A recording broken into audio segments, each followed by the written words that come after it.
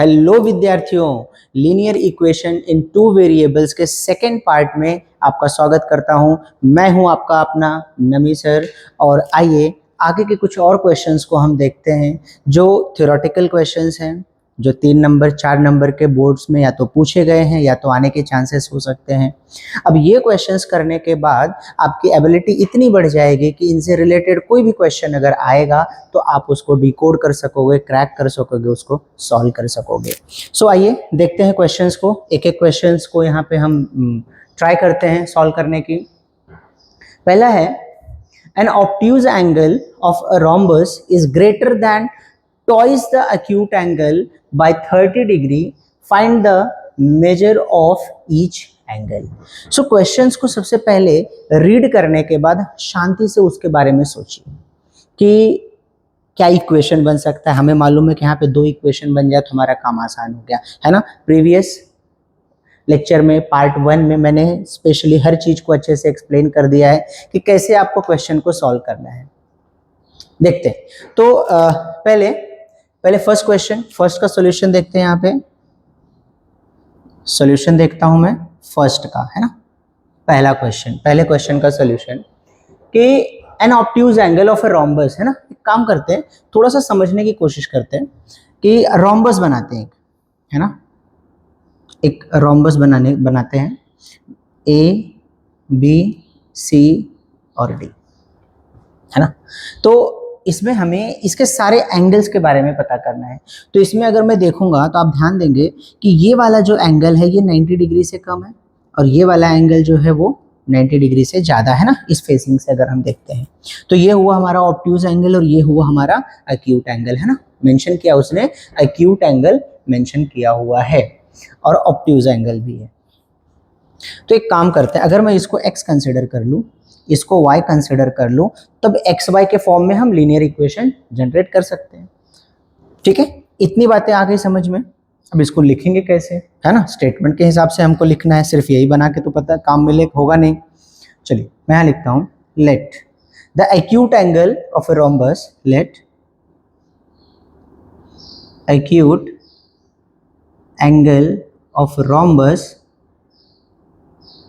Hope आपको दिख रहा है, रोम्बस बी एक्स, मैंने यहाँ पे x कंसिडर कर लिया और ऑब्ट्यूज को y कंसिडर कर लेते हैं। And obtuse angle be y, बढ़िया, ग्रेट। अच्छा बच्चों एक बात बताओ, ये जो एडजेसेंट एंगल्स हैं, है ना, आप इनको कॉन्सेक्यूटिव एंगल्स बोल सकते हो, एडजेसेंट एंगल बोल सकते हो। क्या मैं जब इन दोनों को जोड़ूंगा तो जोड़ने के बाद मुझे 180 डिग्री नहीं मिलेगा, है ना, राइट। तो मैं यहाँ पे लिख सकता हूँ क्या कि इन दोनों एंगल को जोड़ने के बाद मुझे 180 डिग्री मिल सकता है। सो मैं यहाँ पे लिखता हूँ adjacent angle, we know that, पूरा लिखते हैं, we know that adjacent angle, sum of the adjacent angle या sum of the two consecutive, किसी को भी, इसको या इसको किसको भी हम जोड़ेंगे तो हमें 180 डिग्री मिलेगा। sum of two consecutive angle of rhombus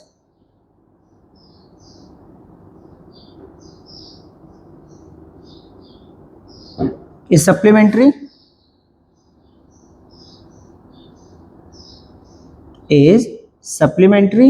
तो supplementary है तो मतलब क्या हो गया कि x plus y is equal to 180 degree हो जाएगा। क्या 180 डिग्री, यहाँ से मुझे एक इक्वेशन मिल गया। एक इक्वेशन मिल गया तो एक काम तो हमारा यहीं पे हो गया, है ना। देखो डायरेक्टली भी लिख सकते हो सम ऑफ 2 कॉन्सेक्यूटिव एंगल्स या तो सम ऑफ एडजेसेंट एंगल, है ना। इनको जोड़ो, इनको तो आपको 180 डिग्री सप्लीमेंट्री मिलेगा। ठीक है, दूसरी बात कि हमें और क्या दिया है, कंडीशन दिया है, क्या है कि obtuse angle of rhombus is greater than, है ना, according to given condition, according to given condition. ये मैं पूरा लिख के दे रहा हूं, नोट जैसा लिख के दे रहा हूं, वैसे आपको लिखना है, पूरे नंबर चाहिए तो। हाँ, क्या दिया यहाँ पे कंडीशन, ऑब्ट्यूज एंगल। ऑब्ट्यूज हमने किसको कंसिडर किया है, y को कंसिडर किया है। सो y इज इक्वल टू, है ना, obtuse angle of a rhombus is greater then the twice the acute angle by 30 degree, मतलब 30 डिग्री ज्यादा है, 30 डिग्री ज्यादा है किससे, 2 times the acute angle. Acute angle x है और उसका भी 2 टाइम 2x। देखो जो भी स्टेटमेंट लिखा है उसी के अकॉर्डिंग मैंने वो बना के इक्वेशन लिख दिया है। थोड़ा सा सिंप्लीफाई करते हैं, क्यों, क्योंकि हमारा स्टैंडर्ड फॉर्म क्या है, ax plus B Y plus C ना, उस फॉर्म में लेके आते हैं। तो ये देखो ये क्या है 2x, 2x को उसकी जगह पे रहने देते हैं, इस y को इधर लेके आ जाए तो y क्या हो जाएगा माइनस y, और ये 30 इधर आ जाएगा तो क्या हो जाएगा -30। देख लो इक्वेशन थोड़ा सा सिंप्लीफाई किया मैंने, 2x अपनी जगह पे है, x के बाद y आना चाहिए तो y इधर माइनस हो गया, 30 इधर प्लस है तो इधर ला दिया तो माइनस हो गया। सो इसको मैं लिख दूं 2x minus y is equal to -30। This is your second equation. Hope इतना समझ में आ गया। इक्वेशन 1 है, इक्वेशन 2 है, जरा ध्यान से देखो जो भी मैंने मंत्र बताए थे आपको फर्स्ट पार्ट में, 2x माइनस वाई, ये माइनस वाई है, ये प्लस वाई है, क्या आसानी से कैंसिल हो सकते हैं क्या, हो सकते हैं। तो चलो बढ़िया से कैंसिल करते हैं इनको। तो उसके लिए मुझे क्या करना पड़ेगा, ऐड करना पड़ेगा, यहाँ प्लस है यहाँ माइनस है, अपोजिट साइन ऐड होता है। So adding equation 1 and 2, adding equation 1 and 2 लिख लेते हैं। 1 क्या है, x plus y is equal to 180, ये क्या है 2x minus y is equal to -30। Add कर रहा हूँ बच्चा, ऐड कर रहा हूँ, तो ऐड कर रहा हूँ तो चीज़ें वही रहेंगी। ये देखो ये कैंसिल हो जाएगा, यहाँ पे यहाँ कैंसिल हो गया, ये क्या हो गया 3x, यहाँ पे हो गया 3x इज इक्वल टू, ये 180 में से माइनस चला जाएगा तो क्या हो जाएगा 150, ये हो गया 150। फिर देख लेते हैं, अब ये 3 जाएगा डिवाइड हो जाएगा तो क्या हो जाएगा कि x is equal to 150 upon 3। So x की वैल्यू क्या आ जाएगी जरा बताओ, 3 5 50, 15 हो जाएगा, 3 5 15, यहाँ पे 50 हो गया। सो x की वैल्यू आ गई 50 डिग्री, 50 आ गई, 50 डिग्री हो गई, 50 हो गई हो। अब सुनो, इतना होने के बाद इसकी वैल्यू को उठा के इक्वेशन नंबर 1 में रख देते हैं। Put x is equal to 50 in equation 1 में रखूंगा तो देखो क्या हो जाएगा, पहले इक्वेशन लिख लो जैसे कि मैंने बताया पहले से, x plus y is equal to 180, ताकि गलती से भी गलती ना हो। x की वैल्यू हो 150 है तो यहाँ पे लिख लो 50 plus y is equal to 180। So therefore y is equal to 180 minus 50। So y is equal to कितना हो जाएगा 130 डिग्री। x मिल गया हमको 50 डिग्री एंड y मिल गया हमको 130 डिग्री। देखो दोनों को ऐड करने के बाद हमने इक्वेशन लिखा था 180 आ रहा है, मतलब कि हमारा आंसर राइट है। लेकिन हमसे ईच एंगल पूछा है, सिर्फ यहीं पे काम नहीं हो गया, यहीं पे हमारा काम खत्म नहीं हो गया। ईच एंगल का मतलब कि हमें ये भी निकालना है और ये भी निकालना है। सो बच्चों रोम्बस की एक प्रॉपर्टी है कि ऑपोजिट एंगल, है ना, ऑपोजिट एंगल जो होते हैं वो कॉन्ग्रुएंट होते हैं। ऑपोजिट एंगल क्या होते हैं, कॉन्ग्रुएंट होते हैं। मतलब अगर x 50 है तो ये क्या हो जाएगा 50, ये 130 है तो ये हो जाएगा 130। एक एक्यूट एंगल और एक आ गया ऑब्ट्यूज एंगल। क्लियर है। सो आपको एक स्टेटमेंट यहाँ पे लिखना पड़ेगा, एक स्टेटमेंट लिखना पड़ेगा। मैं यहाँ पे बता देता हूँ कि measure of each angle of a rhombus, ऐसे लिखना, measure of each angle of rhombus are, measure of each angle of rhombus are. X यहां से चालू करें, ए से चालू करें, ए बी सी डी में, तो ए की जगह पे देखो, एक्स की जगह एक्स का कितना आया था 50 डिग्री, 50 के बाद क्या आ गया 130 डिग्री, 130 के बाद वापस से इधर आएंगे तो क्या हो जाएगा 50 डिग्री, और उसके बाद आएगा 130 डिग्री। ये जहां पे एक आपको लिखना पड़ेगा, रीजन लिखना पड़ेगा, क्या ऑपोजिट एंगल, यहाँ पे रीजन लिखना पड़ेगा, रीजन दे देना आप कि ऑपोजिट, आगे जगह नहीं इसलिए यही लिख दे रहा हूं मैं कि opposite angle of rhombus are congruent, congruent, ठीक है। ये एक आप मेंशन कर लीजिएगा, लिख लीजिए इसको जो है और प्रैक्टिस करिए इसका। हो बच्चों, आपको समझ में आया पहला क्वेश्चन। दूसरे की तरफ चलते हैं, ये रहा the entry ticket for an exhibition, है ना, ऐसे क्वेश्चन आते हैं, पूछे जाते हैं। इज ₹5 फॉर चिल्ड्रेन, बच्चों के लिए 5 रुपया है, और 15 रुपीज फॉर एडल्ट। पहले क्वेश्चन को पेशेंसफुली पढ़ो, उसको अच्छे से रीड करो, एक बार दो बार उसको रीड करोगे तो ऑटोमेटिक डिकोड हो जाएगा वो।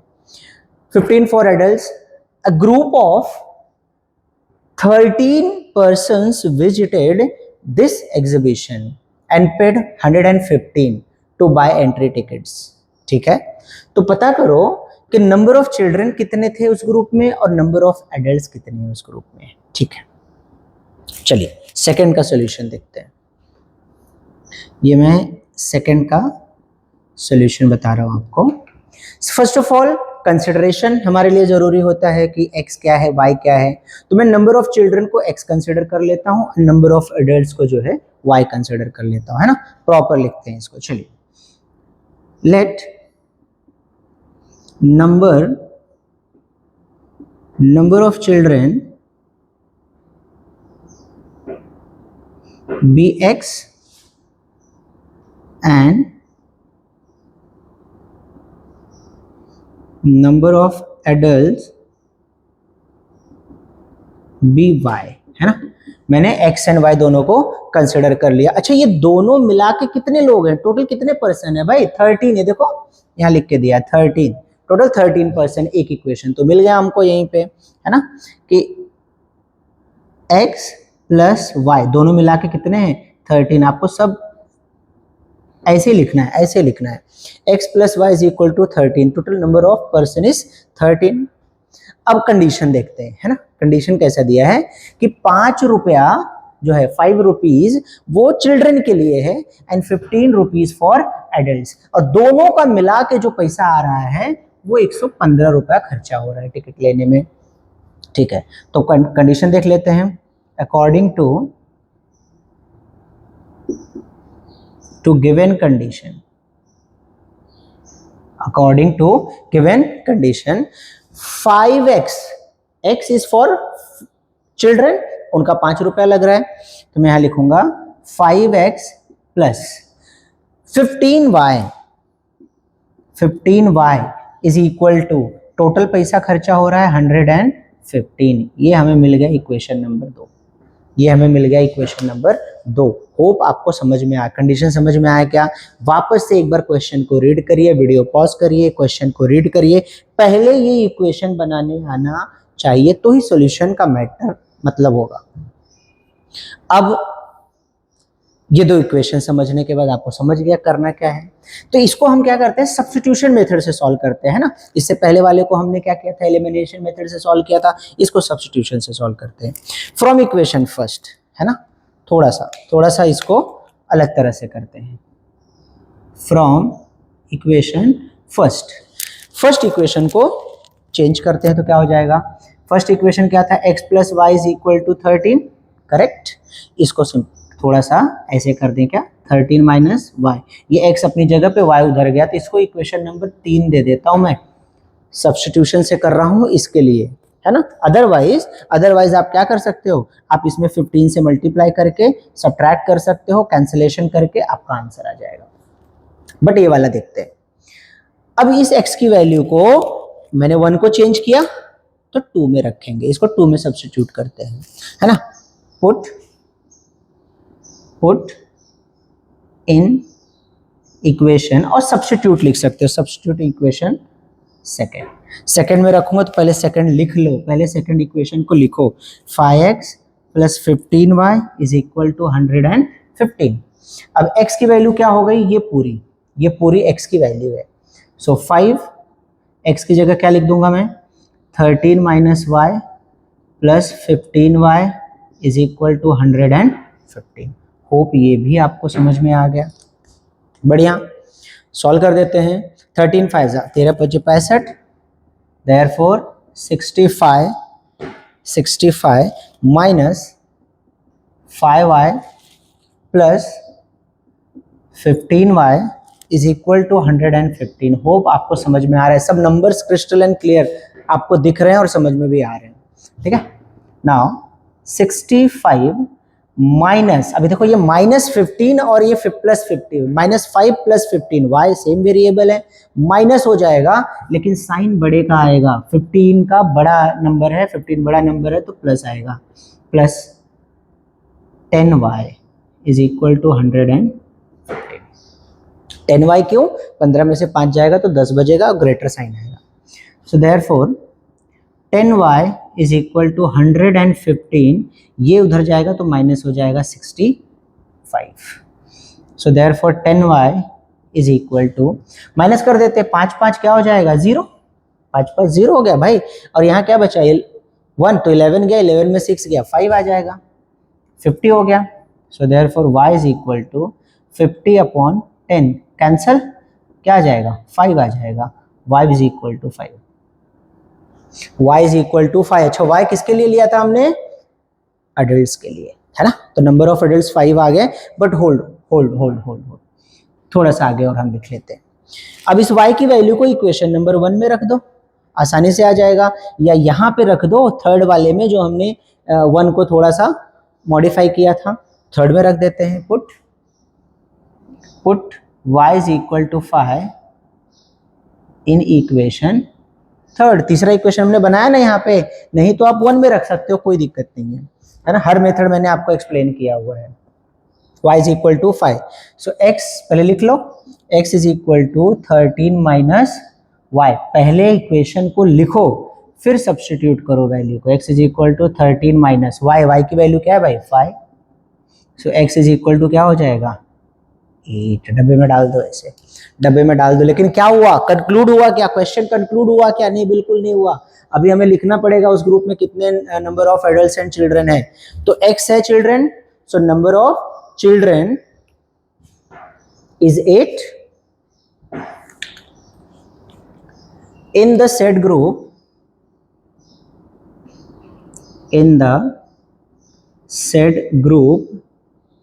है ना, group number of children is 8, number of children is 8 and number of adults, ये देखो 5 है, number of adults is 5।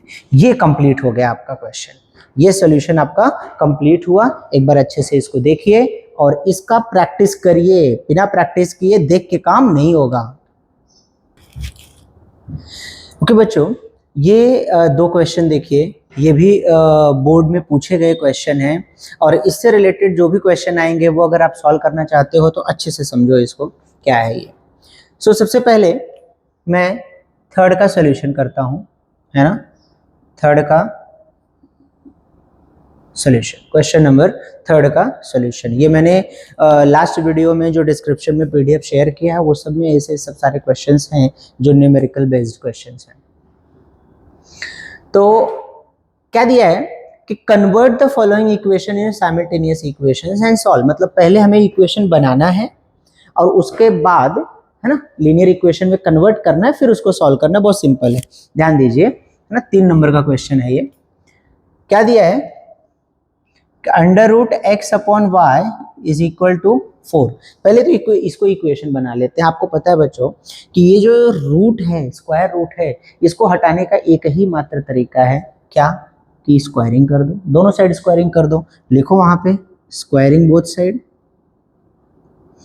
Squaring both sides. तो दोनों साइड स्क्वायर करूंगा तो इसका रूट खत्म और इसका स्क्वायर हो जाएगा, तो ये हो जाएगा x upon y is equal to 4 का square. So therefore x upon y is equal to क्या हो गया, ये 16 हुआ क्या, बराबर। तो ये क्या हो गया, therefore x is equal to 16y, y उधर गया मल्टीप्लाई हो गया। ये इक्वेशन का फॉर्म बन गया है ना। हम इसको लिख सकते हैं x minus 16y is equal to 0, but still इसको यहीं पे रख देते हैं, है ना, एक इसी फॉर्मेट में इसको यहीं रख देते हैं। सेकंड देखते हैं, सेकंड से शायद हमें कुछ लगे कि हम सब्स्टिट्यूशन मेथड से यूज कर सके इसको। ये क्या दिया है कि 1 upon x plus 1 upon y is equal to 1 upon xy। बढ़िया, डिनोमिनेटर में x है, यहाँ पे y है, यहाँ पे दोनों है, मतलब यहाँ तो हमें नहीं चाहिए, है ना, यहाँ पे तो हम कंसिडरेशन भी कर सकते हैं, तो ये नहीं चाहिए। ये नहीं चाहिए के लिए मुझे क्या करना पड़ेगा कि दोनों साइड एक्स वाई से मल्टीप्लाई कर देते हैं। देखिए कैसे, multiplying by x y both sides, ये हर जगह आ जाएगा मल्टीप्लाई। तो यहाँ देखो क्या ऊपर बचेगा, ऊपर बचेगा एक्स वाई, नीचे बचेगा एक्स, प्लस ऊपर आएगा एक्स वाई, नीचे बचेगा सिर्फ वाई, इज इक्वल टू, ये तो कट जाएगा ना, ये पूरा एक्स वाई कैंसिल होके क्या बचेगा, है ना, लिख दूं क्या, ये देख लो, X Y upon X Y. अब क्या होगा, ये दोनों कैंसिल, यहां से y और यहां से y कैंसिल, यहां से x और यहां से x कैंसिल। देखो बच्चा बना क्या, y प्लस यहां बचा x इज इक्वल टू 1, है ना। अगर मैं इसको इक्वेशन 1 दे देता हूं, इसको इक्वेशन 2 बना देता हूं, तो देखो जरा, क्या मैं x की वैल्यू को सब्स्टिट्यूट कर दूं वहां पे तो काम आसान हो जाएगा क्या, बिल्कुल हो जाएगा आसान काम। चलिए मैं लिख देता हूं, है ना, from equation first and second, ऐसे भी लिख सकते हैं, इसको सॉल्व कर सकते हैं। From equation first and second क्या होने वाला है, जहां पे x है वहां 16y लिख देता हूं, x की जगह क्या लिख देता हूं 16y, तो हो जाएगा y plus 16y is equal to 1। तो बच्चा ये क्या हो गया, 17y is equal to 1। So therefore y is equal to 1 upon 17। समझा क्या, ये y की वैल्यू मिल गई। अब इसी y की वैल्यू को इक्वेशन नंबर 1 में रख देते हैं, है ना, आसान है। Now put y is equal to 1 upon 17 in equation 1। Equation 1 में रखेंगे तो क्या हो जाएगा, पहला इक्वेशन लिख लो कि x is equal to 16y है, so therefore x is equal to 16 into y की वैल्यू क्या है 1 अपॉन 17। मल्टीप्लाई कर दो, मल्टीप्लाई करोगे तो बहुत सिंपल आसानी से आ गया ये, x is equal to 16 upon 17। हाँ बड़ा नंबर लग रहा है, अतरंगी नंबर लग रहा है, बट यही आंसर होगा, यही आंसर होगा, नहीं है यही आंसर, है ना। तो डरना नहीं है कि आपका कुछ अलग ही नंबर आ गया है, आगे पीछे वाले का राइट है उनका देखना, अपने ऊपर भरोसा रखो। तो लिख सकते हैं द रिक्वायर्ड सॉल्यूशन, है ना, द रिक्वायर्ड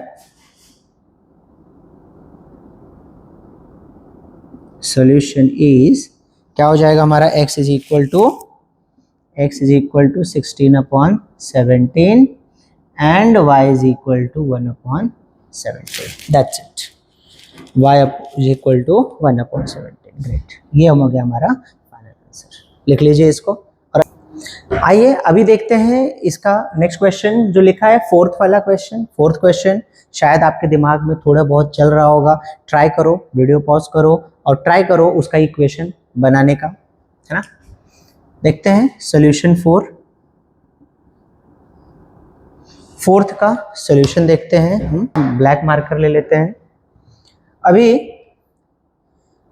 क्या दिया है, the perimeter of N isosceles triangle is 24 centimetre. अच्छा चलो एक चीज हमें दे दिया है कि पेरीमीटर, आइसोसेल्स ट्रायंगल बच्चों बचपन से बनाते आ रहे हो यार, ये देखो आइसोसेल्स ट्रायंगल है ना, बन गया, ए दे दिया नाम इसको, बी दे दिया और सी दे दिया। The length of its congruent side is 13 centimetre less than the twice. अच्छा, कॉन्ग्रुएंट साइड के लिए कंडीशन दिया है, the length of its base. Okay, इसका बेस हमें कुछ नहीं दिया है, लेकिन ये दोनों कॉन्ग्रुएंट साइड जो होंगी, ये जो कॉन्ग्रुएंट साइड्स हैं, इनके लिए हमें कंडीशन दे दिया है। बहुत अच्छे। Then find the all sides, length find out करना है हमें ट्रायंगल का, इस आइसोसेल्स ट्रायंगल का। बढ़िया, ठीक है, एक काम करते हैं, पहले बेस कंसिडर करना होगा, इनको नहीं कर सकते, क्यों, क्योंकि इनके ऊपर हमें कंडीशन दे दिया है। तो पहले मैं बेस कंसिडर करता हूं कि लेट सेंटीमीटर में पूछा है, बढ़िया, late x base of the triangle is, let base of the triangle is x centimetre, है ना। Let base of the triangle is x centimetre. बढ़िया, आ गया। अब हमें कंडीशन के अकॉर्डिंग चीजें फाइंड आउट करनी है। कंडीशन में देखो दिया है कि length of its congruent side is 13 centimetre less, मतलब कि -13 है, -13 है of its twice the length of its base, twice the length of base. Length कितना लिया है बेस का, x दिया हुआ है ना। तो 2x माइनस 13, मतलब इन दोनों का जो लेंथ है दैट इज 2x माइनस 13, ये आ जाएगा, है ना। सेम है ना, तो सेम ही आएंगे। तो यहाँ पे लिख देता हूं मैं क्या, कि length of a congruent side, है ना। स्टेटमेंट तो लिखना है, length of a congruent side, length of congruent sides is equal to क्या आ जाएगा, 2x माइनस 13 सेंटीमीटर। बहुत बढ़िया। पेरीमीटर तो चीख चीख के चिल्ला रहा है भाई मैं 24 हूं, है ना। पेरीमीटर क्या बोल रहा है, मैं 24 हूं। तो perimeter of triangle is 24 centimetre. बढ़िया, ये सारे डेटा मैंने यहाँ पे लिख लिए। तो आइए आगे। पेरीमीटर क्या होता है बच्चों, अगर मैं किसी भी ट्रायंगल का पेरीमीटर पूछूं तो आप क्या बोलोगे, ये साइड ये साइड ये साइड सबको जोड़ दो, बस वही करना है यहाँ पे भी, है ना। ये वाले को तो हमने x कंसिडर किया हुआ है। तो चलो लिखते हैं perimeter of isosceles triangle is equal to क्या होगा बच्चा, sum of the congruent side plus ये बेस, तीनों को मैं जोड़ सकता हूं। ऐड कर दूं क्या यहाँ पे, length of base,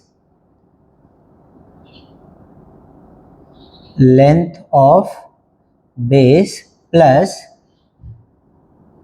length of congruent side. ये कॉन्ग्रुएंट साइड नहीं है, कॉन्ग्रुएंट साइड है, ठीक है।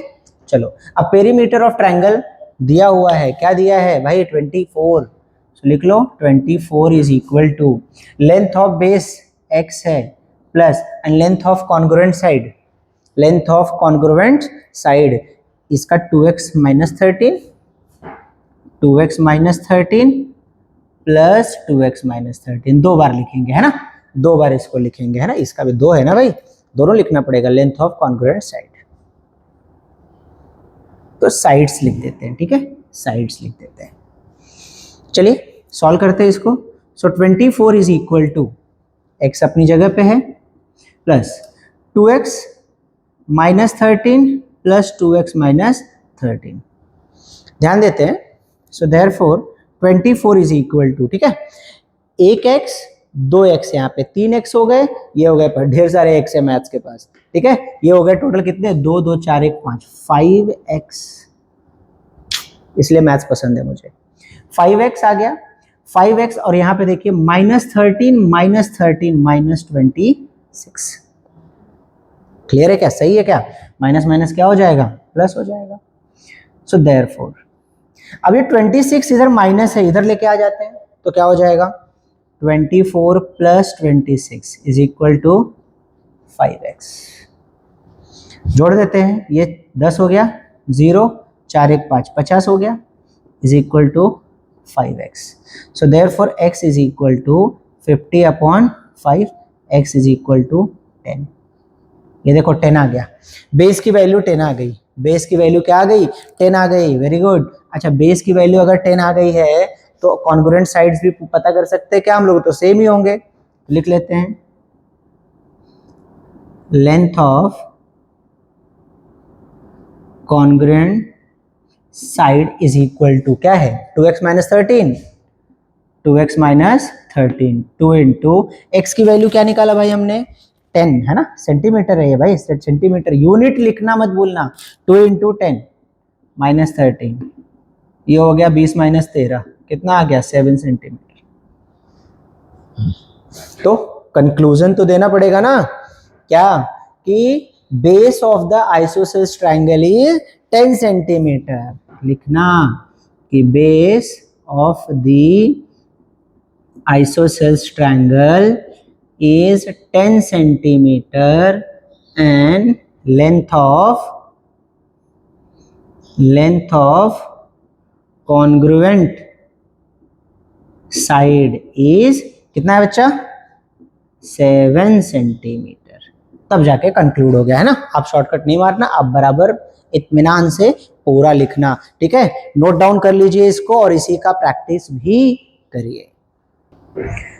ओके बच्चों, अभी ये जो दो क्वेश्चन आपको दिख रहे हैं ना, 5th एंड 6th, ये numerator and denominator based question है ना। मैं दो क्वेश्चन मैंने ऐसे ले लिए हैं, है ना। मे बी ये क्वेश्चन आ जाए आपको, इस तरह से कोई भी क्वेश्चन आ जाए तो देख लीजिए कि किस तरह से आप उसको डिकोड करोगे, इक्वेशन कैसे बनाओगे और सॉल्व कैसे करोगे, ठीक है। सिर्फ और सिर्फ आपके लिए चैलेंज क्या है, इन क्वेश्चन को रीड करना पेशेंस के साथ, समझ के उसका इक्वेशन बनाना। बाकी इक्वेशन सॉल्व करने में तो आप धुरंधर हो, है ना। तो ये किस तरह से जो है इक्वेशन बनाएंगे जरा हम वो देखते हैं। मैं पहले 5th क्वेश्चन को सॉल्व करता हूं यहाँ पे, है ना। सॉल्यूशन दे रहा हूं मैं 5th क्वेश्चन का। क्या दिया है? The denominator of a fraction is 4 more than twice its numerator and denominator becomes 12 times the numerator if both the numerator and denominator are reduced by 6। नहीं समझा? चल, मुझे भी नहीं समझा। ध्यान देते हैं। पहला चीज कंसिडरेशन के यहाँ पे दो चीजें आ रही हैं, एक आता है न्यूमरेटर, दूसरा आ रहा है डिनोमिनेटर, बराबर। तो एक को तो मैं x कंसिडर कर लेता हूं, दूसरे को y। हमें फ्रैक्शन चाहिए तो ले लो। Let numerator bx and denominator by, correct. Numerator bx and denominator by। तो बच्चा फ्रैक्शन क्या हो जाएगा? फ्रैक्शन क्या हो जाएगा? x upon y। यही तो निकालना है हमको, है ना। यही x की वैल्यू और y की वैल्यू हमको निकालनी है, ठीक है। क्या बोल रहा है, ध्यान से सुनते हैं। When one is ये वाला कर रहे हैं ना, हाँ। the denominator of a fraction is 4 more according to the given condition। चलो पहला वाला लिख लेते हैं। according to first condition है, दो दी कंडीशन दिया है यहाँ पे, ध्यान दीजिए। 4 more twice its numerator, बढ़िया बढ़िया, ध्यान दो। डिनोमिनेटर ऑफ फ्रैक्शन, डिनोमिनेटर क्या है फ्रैक्शन का? y है। सो y इज इक्वल टू, है ना, y है, इज 4 मोर, 4 ज्यादा है। ज्यादा है मतलब प्लस, लेस रहे तो माइनस, 4 ज्यादा है किससे? Twice its numerator. ट्वाइस मतलब 2 गुना न्यूमरेटर, न्यूमरेटर में x बैठा है। ये बन गया इक्वेशन। फिर से देखो क्या बोल रहा है कि डिनोमिनेटर ऑफ फ्रैक्शन मतलब y इज 4 मोर मतलब +4 twice the numerator, twice numerator equal लगा दो। देखो ये इक्वेशन बन गया यहाँ पे। इसी को मॉडिफाई कर लीजिए किस तरह से कि 2x अपनी जगह पे रखो, है ना, 2x अपनी जगह पे रखो। ये y इधर आया माइनस हो जाएगा, 4 इधर आएगा -4 हो जाएगा, -4 हो गया। ये बन गया हमारा equation number 1। That's it. 2x - y is equal to -4 is your equation number 1। देख लो अच्छे से समझ लो। ये जो रीड किया पहले लाइन में यहां तक, यहां से यहां तक का काम हो। फिर क्या बोलता है कि रिड्यूस्ड बाय 6, इधर ध्यान दो, रिड्यूस्ड बाय 6, 6 माइनस कर दो न्यूमरेटर और डिनोमिनेटर से। अच्छा 6 माइनस करोगे तो नया न्यूमरेटर नया डिनोमिनेटर बन के तैयार हो जाएगा। लिख देता हूं, देख लो। while reducing 6, while reducing 6, है ना। ये जो स्टेटमेंट मैं लिख रहा हूं ना, ये आपके अंदर से अपने आप आएगा अगर आपकी प्रैक्टिस अच्छी रहेगी तो। जरूरी नहीं कि ये सारी चीजों को आप कॉपी करो। while reducing 6, तो न्यूमरेटर मेरा नया बन जाएगा, है ना। न्यूमरेटर क्या बन जाएगा? x - 6, रिड्यूस कर रहा हूं, डिनोमिनेटर भी बदल जाएगा। डिनोमिनेटर भी बदल जाएगा भाई, y माइनस 6 हो जाएगा, है ना।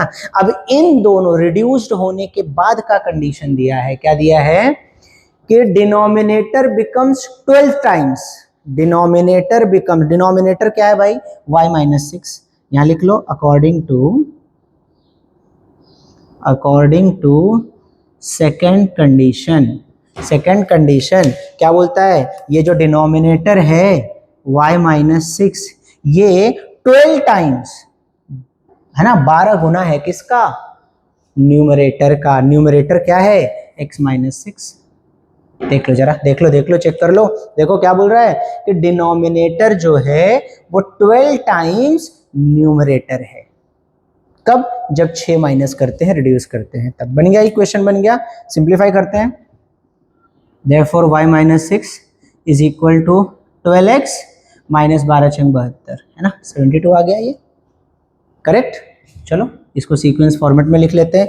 12x अपनी जगह पे रहेगा भाई, वो हिलेगा नहीं, है ना, ये सारी चीजों को जरा ध्यान देना। 12x अपनी जगह पे है, y उधर आ रहा है तो माइनस हो जाएगा, समझ रहा है क्या, 12x अपनी जगह पे है, y इधर आ रहा है तो माइनस हो गया। रुक जाओ, आप कंफ्यूज हो जाओगे, है ना, कंफ्यूज हो जाओगे। रखो, 12x अपनी जगह पे है, y उधर जा रहा है तो माइनस हो गया है, 6 यहाँ पे है, माइनस 6 अपनी जगह पे है। अब ये 72 इधर आएगा तो प्लस हो जाएगा, प्लस 72, बीच में इक्वल का साइन है ना, एक स्टेप बढ़ा दिया मैंने ताकि समझ में आए आपको। नाउ अब इन दोनों को माइनस करो, देखो जरा, ये 2 कम हो गया तो 4 आया, क्या 66 होगा क्या पॉजिटिव में, 66 is equal to 12x minus y, so therefore 12x minus y is equal to 66. This is your second equation.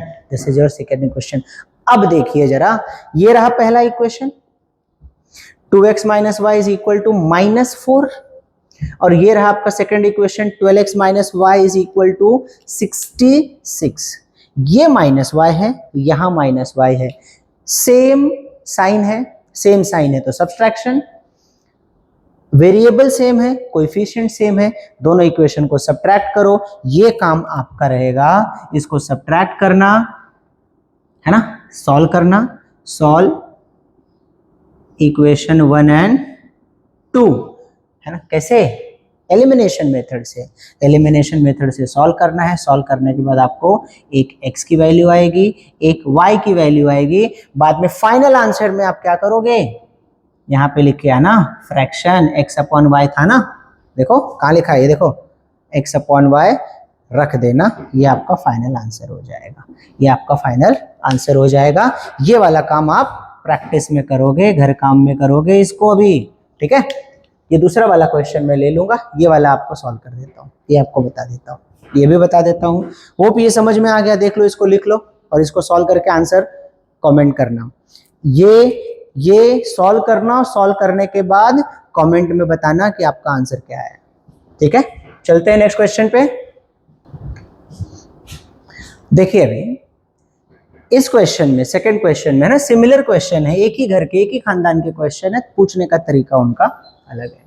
क्या दिया है, when 1 is added to the numerator as well as denominator, पहली बार बोल रहा है कि ऐड करने की बात कर रहा है, तो जब उसको फ्रैक्शन मिल रहा है तो उसको मिल रहा है 1/2। दूसरी बार वो सब्ट्रैक्ट करने की बात कर रहा है, और तब जब उसको फ्रैक्शन मिल रहा है 1/3, तो बोल रहा है कि इन दोनों कंडीशन के हिसाब से बताओ कि भाई इसका ओरिजिनल फ्रैक्शन क्या आएगा, है ना। चलो मैं बताता हूं, ध्यान दो, समझ में आएगा, आपको भी समझ में आएगा। पहले तो कंसिडर कर लेते हैं, है ना, सॉल्यूशन 6 वाला, 6 का सॉल्यूशन देखते हैं। Let x be the numerator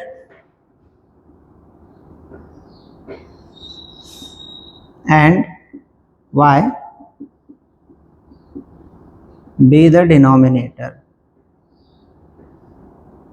समझे क्या, न्यूमरेटर हो गया, डिनोमिनेटर, तो फ्रैक्शन क्या होगा बताओ जरा, फ्रैक्शन क्या हो जाएगा, फ्रैक्शन हो जाएगा x अपॉन वाई, है ना, जिसमें पहले वाले में भी वैसे लिखा था, यहाँ पे भी वैसे लिखा।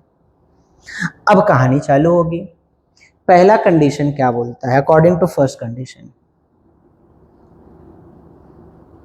अकॉर्डिंग टू फर्स्ट कंडीशन, पहला कंडीशन का कहना है कि जब मैं 1 ऐड करता हूं, है ना, 1 इज एडेड, न्यूमरेटर x था पहले, अब ये क्या हो गया x प्लस 1, और डिनोमिनेटर y था तो y प्लस 1 हो गया, और जब मैं ऐड करता हूं, ऐसा दोनों में 1 ऐड करता हूं, तब मुझे मिलता है 1/2, फ्रैक्शन मिलता है 1/2। अब बताओ इससे इजी, इससे आसान क्वेश्चन और क्या हो सकता है? इससे आसान कुछ हो सकता है क्या? क्रॉस मल्टीप्लाई करके इक्वेशन बना देना है बच्चों। देखो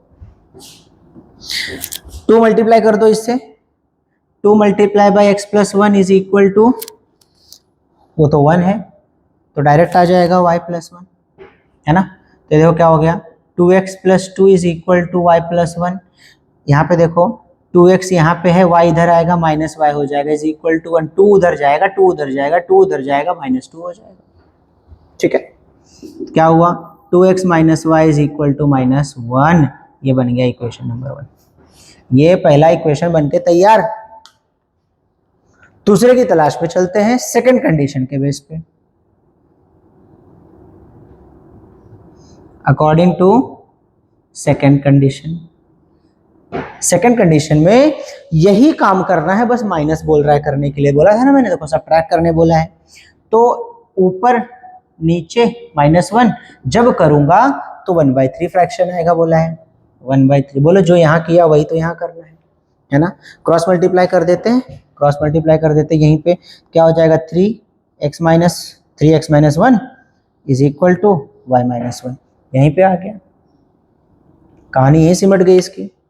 तो चलो सॉल्व कर देते हैं, क्या हो जाएगा, 3 इंटू एक्स 3x -3, 3 1 जा 3 is equal to y minus 1। अच्छा, ये देयरफॉर 3x, ये -y इधर आ गया, -1 अपनी जगह पे है, 3 उधर जाएगा तो +3 हो जाएगा। तो जो इक्वेशन बना वो क्या बन रहा है, देखो जरा, कि 3x minus y is equal to 2 हो जाएगा क्या? ये बन गया इक्वेशन नंबर 2। ये इक्वेशन नंबर 2 बन गया, ये इक्वेशन नंबर 1 बन गया।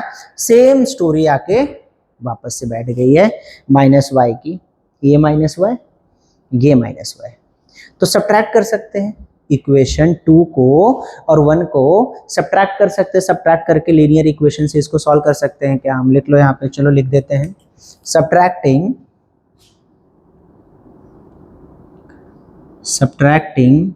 इक्वेशन 1 फ्रॉम 2, सब्ट्रैक्टिंग इक्वेशन 1, 2 में से 1 को निकाल रहे हैं तो 2 ऊपर आएगा, है ना, बड़ा नंबर इसलिए ले लिया मैंने। तो क्या करूंगा, 3x minus y is equal to 2, नीचे लिखूंगा 2x minus y is equal to -1।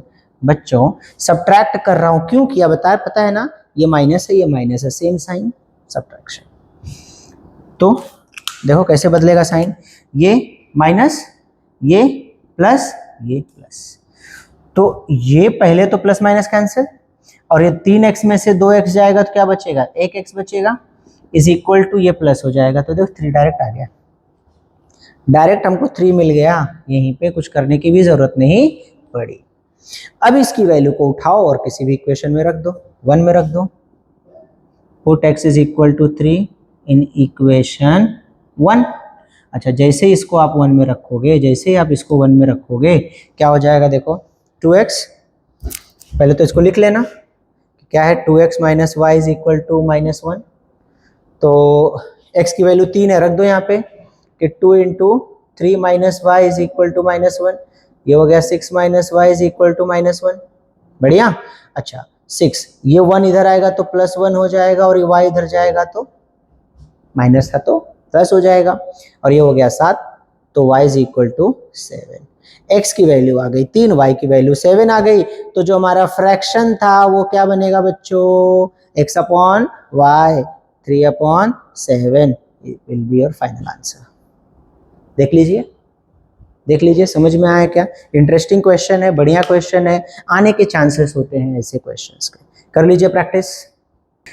बच्चों ये नेक्स्ट 2 क्वेश्चन जो हैं, एक जो है एजेस के ऊपर, है ना, एज पूछ लेता है कि सविता का, मनीष का, या फिर ऐसे भी कोई भी एज वाले क्वेश्चन आपको आ जाते हैं। इक्वेशन कभी कभी एक नंबर के लिए सिर्फ एक कंडीशन देगा और आपको एक इक्वेशन बनाना रहेगा।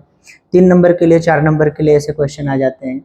दूसरा क्वेश्चन मैंने लिया है एक डिजिट इंटरचेंज का, है ना, टेंस प्लेस पे, यूनिट प्लेस पे डिजिट है, बाद में उसको इंटरचेंज कर दीजिए। तो इंटरचेंज करने के बाद ओरिजिनल नंबर क्या होगा, ओरिजिनल वैल्यू क्या होगी, वो पता करने के लिए, है ना। ये 2 टाइप के भी क्वेश्चन मैंने यहाँ पे लिख दिए हैं, इनको सीख लेते हैं, समझ लेते हैं, ताकि ऐसे क्वेश्चन आए तो आप उनको सॉल्व कर सको। द सम ऑफ प्रेजेंटेज, है ना, पहले मैं 7वां क्वेश्चन सॉल्व करता हूँ। 7th क्वेश्चन का सोल्यूशन, 7th का सोल्यूशन देखते हैं। The sum of present ages of Manish and Savita, है ना, 2 जन है, दोनों की एज मिला के 31 ईयर्स है बेटा, 31 ईयर से दोनों के मिला के। एक कंडीशन समझ गया आपको, है ना, क्या करना है, क्या लेना है। तो कंसिडर कर लो, पहले लिख लो थोड़ा सा, लेट, है ना, मैं इक्वेशन बना के दे देता हूँ, सॉल्व आप कर लेना। Late present ages of Manish, लिखना है इसे, late present ages of Manish. Hope आपको समझ में आ रहा है, और इतने क्वेश्चंस करने के बाद अब आइडिया तो आ रहा है धीरे धीरे करना क्या है। Be x years, correct. दूसरा सविता है, and present ages of Savita be y years, correct, ले लिया हमने। अब पहला कंडीशन कहता है कि दोनों का सम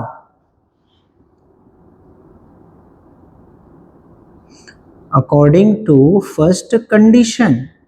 पहला कंडीशन कहता है कि दोनों को जोड़ने के बाद x प्लस वाई मिलाने के बाद 31 आता है। ये आपका पहला इक्वेशन ही बन गया, एकदम इजी और सिंपल। फिर उसके बाद सेकंड कंडीशन में क्या कहना है कि 3 इयर्स एगो, क्या बात हो रही है, 3 इयर्स एगो मतलब 3 साल पहले। अब आज आपका जो भी एज है उसमें से 3 इयर्स एगो मतलब 3 साल पहले आप कितने साल के थे, है ना। अगर आप 15 साल के हो तो 3 साल पहले आप कितने साल के हुए, 12 साल। कैसे पता चला, आपने 15 में से 3 को माइनस कर दिया। वही काम हमें यहां करना है, लिखना है 3 इयर्स एगो, 3 इयर्स एगो।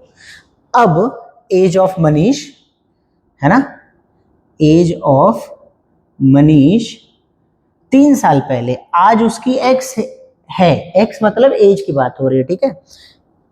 तो आज उसकी एक्स एज है, तो 3 इयर्स पहले कितनी रहेगी उसकी, एक्स माइनस 3 इयर्स। और सविता, एज ऑफ सविता ये हो जाएगा y माइनस 3 इयर्स, है ना। क्लियर है क्या बात, समझ में आ गया, ओके। अब देखिए ये कंडीशन के ऊपर दूसरा बात दिया है हमको, क्या दिया है कि Manish age 3 years ago was, Manish इसमें कौन है भाई, ये वाला। सेकंड कंडीशन की बात कर रहा हूं, according to second condition Manish का age is x minus 3 equal to 4 times the age of Savita, 4 times age of the Savita का एज y माइनस 3, ठीक। तो देखो क्या हो जाएगा, सॉल्व कर देते हैं। x माइनस 3, होप समझ में आ रहा है आपको, ये हो जाएगा 4y माइनस 12, है ना। तो ये रहा x minus 4y is equal to minus 12, और ये 3 उधर जाएगा तो प्लस 3 हो जाएगा। So x minus 4y is equal to minus 12 plus 3, होने वाला माइनस है, साइन भी माइनस का आएगा क्योंकि ये बड़ा है, और 9 3 12 माइनस 9, ये हुआ हमारा सेकंड कंडीशन। सही है क्या, चेक कर लो जरा। तो पहला कंडीशन हो गया x plus y is equal to 31, दूसरा कंडीशन हो गया x minus 4y is equal to minus 9। 2 equation हमने जनरेट कर लिए हैं। अब इन दोनों इक्वेशन में आप देखोगे कि ये x और ये x क्या है, सेम है, सेम साइन है। तो दोनों इक्वेशन को आप सब्ट्रैक्ट कर सकते हो क्या, दोनों इक्वेशन को आप सब्ट्रैक्ट कर सकते हो क्या। यस, सॉल्व करो, solve equation 1 and 2, solve equation 1 and 2 और comment, comment age of Manish and Savita. ठीक है बच्चों, फटाफट फटाफट फटाफट ये ले लो, दोनों इक्वेशन को सॉल्व करो और कमेंट करो फटाफट क्या एज आएगा इनका। अभी देखते हैं सेकंड क्वेश्चन। सेकंड क्वेश्चन जो है इंटरेस्टिंग है, इंटरचेंज के ऊपर आने के चांसेस होते हैं क्वेश्चन के। क्या दिया है, अ 2 digit number and the number with digits interchange. 2 digit का कोई तो नंबर है, पता नहीं कौन सा है ना, लेकिन अगर उसको इंटरचेंज करते हैं, इंटरचेंज करने के बाद और ऐड करने के बाद, दोनों को ऐड करने के बाद 143 हमें मिलता है ना। तो देखो क्या होगा कि 2 डिजिट नंबर पहले तो कंसिडर कर लेते हैं, है ना, एक यूनिट प्लेस होगा, एक टेंस प्लेस होगा। 8th का सॉल्यूशन देखते हैं, 8th क्वेश्चन का solution. Let unit place be x and tens place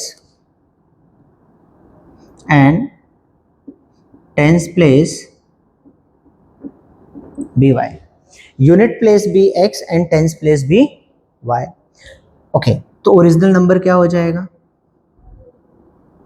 original number क्या होगा बच्चों, ओरिजिनल नंबर y के साथ टेंस है तो 10y प्लस x, ये आपका ओरिजिनल नंबर हो जाएगा, ये आपका ओरिजिनल नंबर हो गया। ठीक है, इसी नंबर को इंटरचेंज कर दो, है ना, इंटरचेंज नंबर, इंटरचेंज नंबर, है ना। आप थोड़ा सा और स्टेटमेंट बढ़ा सकते हो, बट ऐसे भी करोगे तो भी चलेगा। जब इंटरचेंज नंबर करने के बाद तो क्या हो जाएगा, देख लो जरा, ये 10x इधर आ जाएगा और y उधर चला जाएगा। So simple. अब कंडीशन का क्या कहना है कि जब इन दोनों को ऐड किया जाएगा ओरिजिनल नंबर को और उसको, तो 143 आ रहा है, 143 आ रहा है, नंबर है 143। ठीक है, तो क्या हो गया देखो जरा, अकॉर्डिंग टू फर्स्ट कंडीशन का कहना है कि जब 10y प्लस x, y बताइए, प्लस 10x प्लस y मिलते हैं तो 143 होता है। ठीक है, 143 होता है, दिया हुआ है ये, बड़े बदमाश बच्चे हो तुम लोग।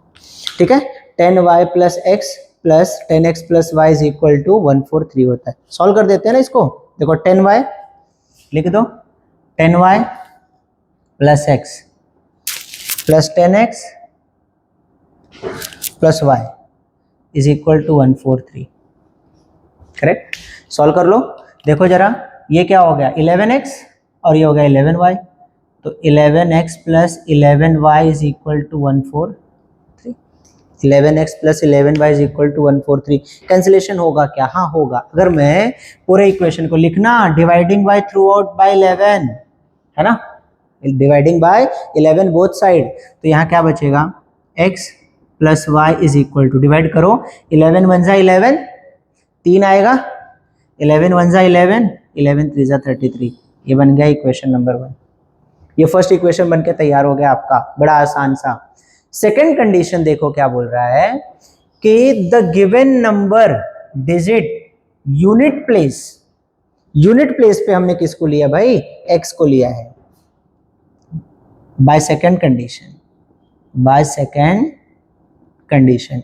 देखो जरा, यूनिट प्लेस पे क्या लिया है हमने, यूनिट प्लेस पे x लिया है, x is equal to, in the unit place is 3 more than the digit tens place, 3 ज्यादा है, टेंस प्लेस पे y है और इससे 3 ज्यादा है, तो x minus y is equal to 3, ये बन गया इक्वेशन नंबर 2। इक्वेशन 1 और 2 को ऐड कर सकते हैं क्या, बड़ा आसान है,